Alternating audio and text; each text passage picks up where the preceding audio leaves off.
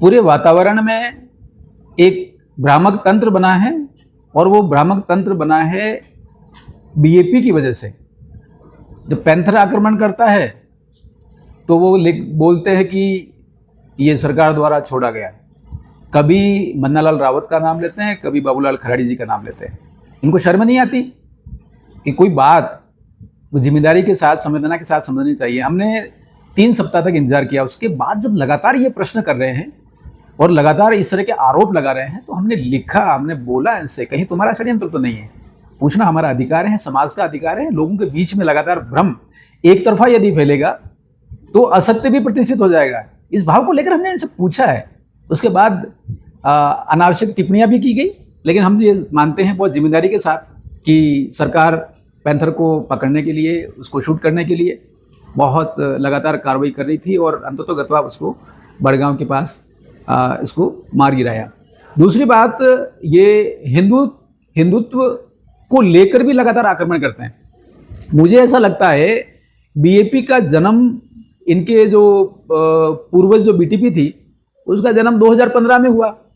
2015 में क्यों हुआ जन्म? वो इसलिए हुआ कि 2014 में नरेंद्र भाई मोदी हिंदू हृदय सम्राट और एक राजऋषि के रूप में राष्ट्र को नेतृत्व दे रहे हैं।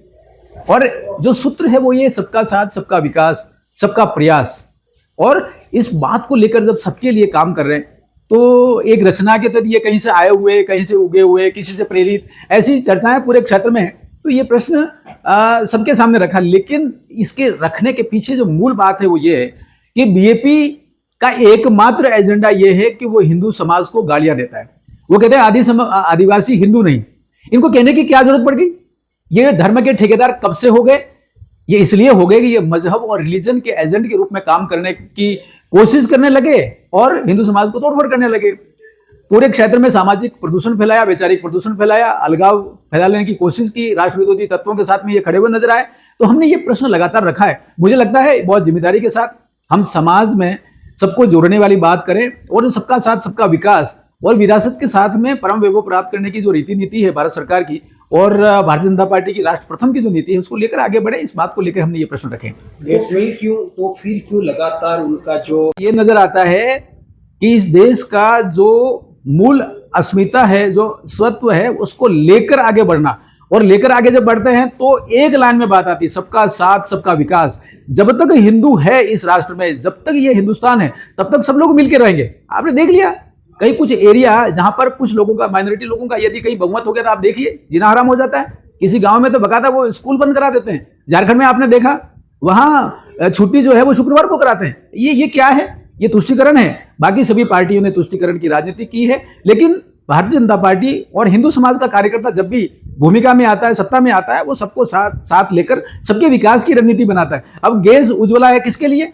सभी के लिए। सब ये जो प्रधानमंत्री आवास है किसके लिए? सबके लिए। बिजली है गांव में किसके लिए जा रही? सबके लिए जा रही है। तो ये सारी जो योजना है ये सबके लिए है। इसमें कहीं पर भी बात ये नहीं होती, गवर्नेंस में जाने के बाद सबके लिए कार्य करती है। लेकिन जो लोग हैं वो तुष्टीकरण वाला वातावरण जो है, जब भी भारतीय जनता पार्टी की सरकारें आती तब नहीं होता। ये भी आपने देखा, पूरा राष्ट्र जानता है, चाहे गुजरात हो, चाहे मध्य प्रदेश हो, चाहे राजस्थान हो। राजस्थान में क्या हुआ, करौली में क्या हुआ, भीलवाड़ा में क्या हुआ, और यहां तक कि जोधपुर में तो पुलिस को भी डंडे खाने पड़े थे। किसके कालखंड में?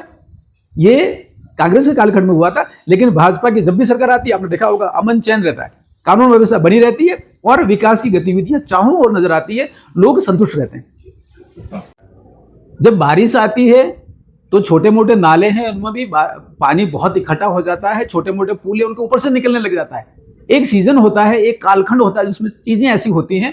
वही बात एक वैचारिक स्तर पर हुई है। इन्होंने बहुत भ्रम फैलाया, भ्रम चल पड़ा समाज की तरफ से। मुझे ऐसा लगता है कि जो आक्रमण होना चाहिए था वो धीमा धीमा हुआ। अब ये बात सब सामने रख रहे हैं, समाज के सामने, क्षेत्र के सामने, लोगों के सामने, आज मतदाताओं के सामने। तो ये बात चल पड़ी है कि हाँ, ये झूठे हैं और झूठ के कारण भी हैं, तथ्य भी हैं। नंबर एक, ये आदिवासियों की राजनीति करने की बात करते हैं, लेकिन ये झूठे हैं। क्योंकि आदिवासियों की बेटी द्रौपदी मुर्मू जब वो राष्ट्रपति का चुनाव लड़ी थी तो इन्होंने वोट नहीं दिया। ये युवा विरोधी हैं, क्योंकि युवाओं को इन्होंने काकरी डूंगरी पे इकट्ठा किया था, कुछ पद भरने की बात की थी, लेकिन कोई काम नहीं हुआ। और गलती से ही सही इनके ये आका हैं, इनके बड़े हैं, वो तो सारे बच गए और लगभग 7,500 युवाओं के खिलाफ एफआईआर हो गई।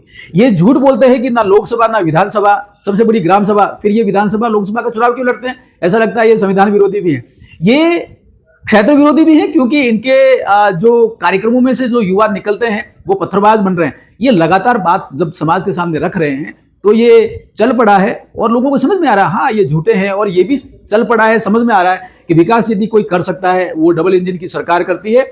माननीय भजन लाल जी शर्मा साहब के नेतृत्व में जयपुर में और नरेंद्र भाई मोदी के नेतृत्व में दिल्ली में जिस समन्वय के साथ, जिस सहकार के साथ कार्यक्रम धरातल पर उतरते जा रहे हैं, क्षेत्र और लोगों का विकास हो रहा है, तो ये सबको समझ में आ रहा है। अंतिम सवाल, राजकुमार रोहत ने बोला है कि मनहरलाल जी रावत उठते बैठते जागते भारत आदिवासी पार्टी का नाम लेते, तो क्या आपके लिए चुनौती कांग्रेस रही है या भारत आदिवासी पार्टी? देखिए, हम भारतीय जनता पार्टी के कार्यकर्ता हैं।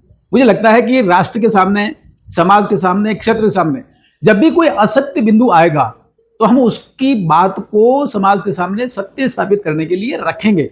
हम सत्यमेव जयते पर चलने वाले लोग हैं और मुझे लगा है कि ये जो बीएपी है और इनके जो चेले चपाटे हैं, ये सारे के सारे असत्य तथ्य रखते आए हैं, चाहे संविधान के विरोध में हो, चाहे क्षेत्र के विरोध में हो, चाहे संस्कृति के विरोध में हो, चाहे विकास गतिविधियों के क्रम में हो, ये असत्य रखते आए और ये झूठ बोलते हैं, कमल कांग्रेस जैसे शब्दों का प्रयोग करते हैं, कांग्रेस के साथ ये गठजोड़ करते हैं। कभी ये बात करता है कि हम विकास के लिए काम करेंगे, तो विकास कर कैसे सकते हैं? विकास तो सरकार के साथ रह के करना पड़ता है। कभी ये कहते हैं कि ये सारा जो वातावरण बन रहा है और आदमखोर पैंथर के बारे में बात करी, ये सारी की सारी असत्य करते हैं। कई बार ये हिंदू समाज, सनातन धर्म, संस्कृति, परंपरा को गालियां देते हैं और लेकिन जब ये बस्तर जाते हैं तो जितने नक्सलवादी प्रेरित जो लोग हैं वो का इकोसिस्टम है और जो चर्च प्रेरित लोग हैं उनके साथ में बैठक करते हुए नजर आते हैं। तो आखिरकार ये क्या कर रहे हैं? ये एक विरोधाभास है और ये 98% जो लोग हैं जनजाति क्षेत्र के, उन सभी को गालियां देते हैं और 2% लोगों के लिए राजनीति करते हैं, ऐसा नजर आता है।